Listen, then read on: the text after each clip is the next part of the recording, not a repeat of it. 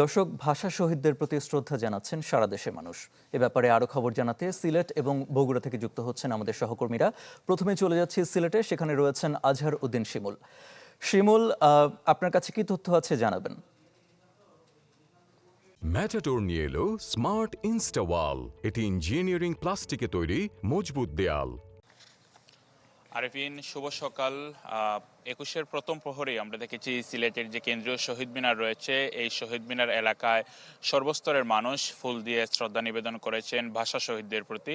আমরা দেখেছি শুরুতেই নতুন যিনি মন্ত্রী হয়েছেন শ্রম ও কর্মসংস্থান মন্ত্রণালয়ের মন্ত্রী আরিফুল হক চৌধুরী, তিনি ফুল দিয়ে শ্রদ্ধা নিবেদন করেন। তারপর পর্যায়ক্রমে বিভাগীয় প্রশাসন, জেলা প্রশাসন, পুলিশ প্রশাসন সহ বিভিন্ন দপ্তরের কর্মকর্তা কর্মচারীরা ফুল দিয়ে শ্রদ্ধা নিবেদন করেন। তাদের শ্রদ্ধা নিবেদন পরেই আমরা দেখেছি সাধারণ মানুষের জন্য উন্মুক্ত করে দেওয়া হয় এই কেন্দ্রীয় শহীদ মিনারের যে বেদি রয়েছে, এবং সাধারণ মানুষ যারা রয়েছেন তারা ফুল দিয়ে শ্রদ্ধা নিবেদন করেছেন।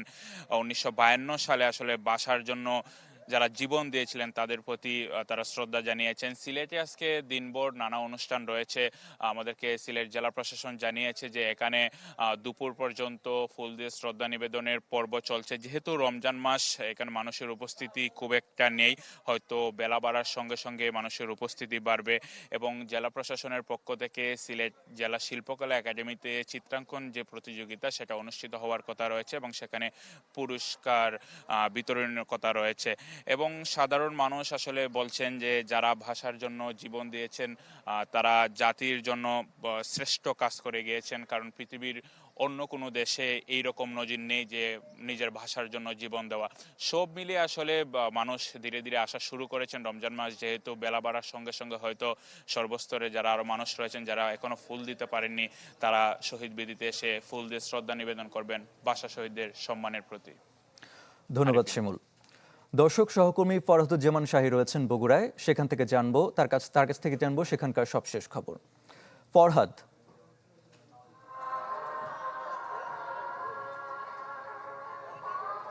আরেফিন, গত রাত 12টা 1 মিনিট থেকেই বগুড়ার কেন্দ্রীয় শহীদ মিনার, যেটা শহীদ খোকন পার্কে অবস্থিত, সেখানে পুষ্পস্তবক অর্পণ করা হয়েছে। প্রথমে জেলা প্রশাসনের তরফ থেকে পুষ্পস্তবক অর্পণ করা হয়, তারপরে কিন্তু পুলিশ প্রশাসন, মুক্তিযোদ্ধা সংসদ সহ জেলা পরিষদের পক্ষ থেকে পুষ্পস্তবক অর্পণ করা হয়েছে। তারপরেই কিন্তু সাধারণ মানুষের জন্য গত রাত থেকেই খুলে দেওয়া হয়েছে।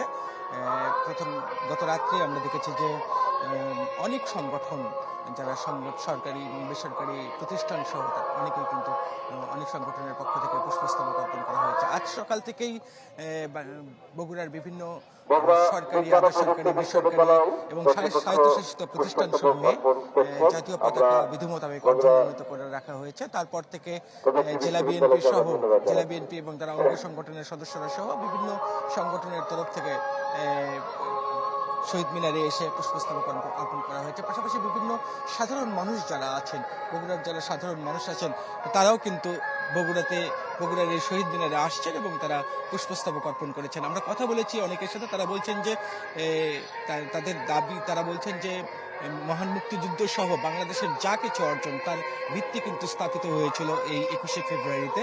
21 সবার কাছে একটা আবেগের বিষয়, এবং 21-এর চেতনা অনেকেই ধারণ করছেন, তারা সেই কথা বলছেন এবং বলছেন যে নির্বিঘ্নে 21 উদযাপনের যে একটা আনন্দ, সেটাও কিন্তু তারা বলছেন। এখন পর্যন্ত আমরা দেখতে পাচ্ছি যে বিভিন্ন সংগঠনের সদস্যরা তারা আসছেন এবং পুষ্পস্তবক অর্পণ করেছেন। এছাড়া আজকে সারাদিন ব্যাপী কিন্তু বগুড়াতে বিভিন্ন ধরনের প্রোগ্রাম আছে। তার মধ্যে শিল্পকলা একাডেমি এবং শিশু একাডেমিতে চিত্রাঙ্কন প্রতিযোগিতা আছে। তাছাড়া জেলা প্রশাসনের তরফ থেকে আলোচনা সভার আয়োজন করা হয়েছে, এবং বগুড়ার যে সমস্ত ধর্মীয় প্রতিষ্ঠানগুলো আছে সেই প্রতিষ্ঠানসমূহে আজকে ভাষা শহীদদের রুহের মাগফিরাত কামনা করে মোনাজাতের যে একটা প্রোগ্রাম, সেই প্রোগ্রামও আছে। আরেফিন। ধন্যবাদ ফরহাদ। দর্শক, সারা দেশে চলছে ভাষা শহীদদের প্রতি শ্রদ্ধা নিবেদন। এ ব্যাপারে জানাতে যুক্ত ছিলেন আমাদের সহকর্মীরা। 21শে ফেব্রুয়ারি ও আন্তর্জাতিক মাতৃভাষা দিবসে ভাষা শহীদদের প্রতি শ্রদ্ধা জানানো হচ্ছে। এ ব্যাপারে আরো জানাতে ময়মনসিংহ, বরিশাল এবং শরীয়তপুর থেকে যোগ দিচ্ছেন আমাদের সহকর্মীরা। প্রথমে চলে যাচ্ছে ময়মনসিংহে, সেখানে রয়েছেন সহকর্মী সুলতান মাহমুদ কনিক। কনিক, আজকের দিবস ঘিরে কি তথ্য আছে আপনার কাছে, জানাবেন।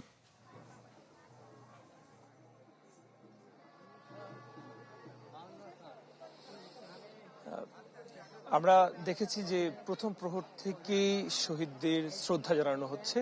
এই মুহূর্তে সকাল থেকেও বিভিন্ন শিক্ষা প্রতিষ্ঠান থেকে শুরু করে বিভিন্ন শিক্ষা প্রতিষ্ঠান থেকেও অনেক যারা আছেন শিক্ষার্থী সহ নানা শ্রেণী পেশার মানুষ তারাও কিন্তু এসেছেন। এই মুহূর্তে আমরা দেখছি যে ভাষা সৈনিক যিনি আছেন, জীবিত ভাষা সৈনিক আব্দুল আজিজ, তিনি কথা বলছেন। আমরা একটু সরাসরি তার কথা শুনবো। মিছিল নিয়ে বাইরেছি। মিছিলে আমরা ছাত্র ছাড়াও বহুত মানুষ সমবেত হয়েছে, আমাদের সাথে চলছে। এমনকি তখনকার সময়ে নেজাম ইসলামের নেতা নতুন প্রজন্মের উদ্দেশ্যে যদি কিছু নেজাম ইসলামের নেতা যারা বাংলা ভাষার আন্দোলন সমর্থন করতো না, তিনিও আমাদের সমর্থন করছেন, সমর্থন করে প্রকাশ বক্তৃতাও করছেন। এইটা এরপরে সারা বাংলাদেশে বাংলা ভাষার জন্য মানুষ এত উজ্জীবিত হয়েছে যে মানুষ, গ্রামের অশিক্ষিত মানুষ স্লোগান দিছে, নুরুল আমিনের কাল্লা চাই, নুরুল আমিনের কাল্লা চাই। আমি এই কিশোরগঞ্জেই মিছিলে যোগ দিতাম। বিরাট মিছিল হইতো। এই যে হাই স্কুলগুলি আছে, Ramananda high school, Azimuddin high school, এই স্কুলে আমরা যাওয়ার সাথে সাথে ছাত্ররা সবাই রয়ে পড়ছে। এত বড় মিছিল আর জীবনেও চোখে দেখে নাই। তা এখন বাংলা ভাষা আমাদের প্রতিষ্ঠিত হয়েছে। তারপরে আরো অনেক কথা আছে, আমি সব কথা এখানে বলতে চাই না, আমি এইখানেই কথা শেষ করব। যে জন্য আপনারা প্রাণ দিয়েছিলেন, সেই বাংলা ভাষা কি প্রাধান্য পাচ্ছে সব জায়গায়, প্রচলিত হচ্ছে সব জায়গায়? এটা তো হন না, পরে কইম। শুনছিলেন যে বৃহত্তর ময়মনসিংহে একমাত্র যিনি জীবিত ভাষা সৈনিক আছেন আব্দুল আজিজ, তিনি শহীদ মিনার এসেছেন এবং শহীদদের শ্রদ্ধায় তিনি ফুল দিয়ে শ্রদ্ধা নিবেদন করছেন এবং সাংবাদিকদের সাথে কথা বলছেন। তিনি বলছিলেন যে কারণে বুকের রক্ত, তাজা রক্ত ঢেলে দেওয়া হয়েছে, সেই ভাষাকে যেন ধারণ করা হয় এবং দেশের সমস্ত জায়গায় যেন। ঠিক, অনেক আমরা বুঝতে পেরেছি, ধন্যবাদ আপনাকে। দর্শক, এই মুহূর্তে বরিশালে রয়েছেন সহকর্মী কাউসার হোসেন রানা, তার কাছ থেকে জানবো সেখানকার খবর। রানা, বরিশালের কি তথ্য আছে আপনার কাছে, জানাবেন।